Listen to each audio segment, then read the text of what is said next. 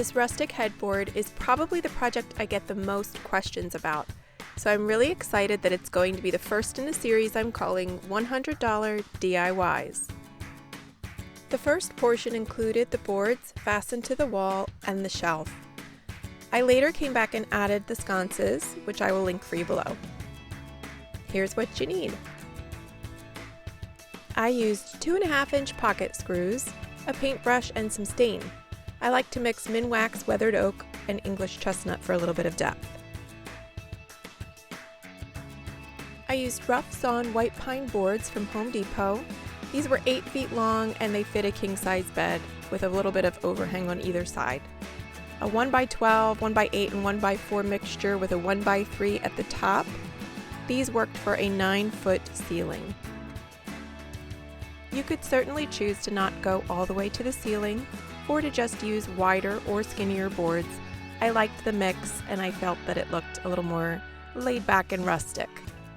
The boards are attached directly to the wall into the studs with the pocket screws, 2 on either end of each board. I chose to use the pocket screws because they have a rounded head and look a little prettier than wood screws. After you go all the way to the ceiling, you can layer that 1x3 at the very top to give it a finished crown look. If you want to do the shelf, it's a 1x4, a 1x3, and a 1x2 of the same boards.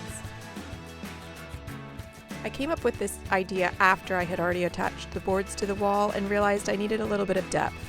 I really like how I can add seasonal decor, books, pretty items to display, and it just looks pretty.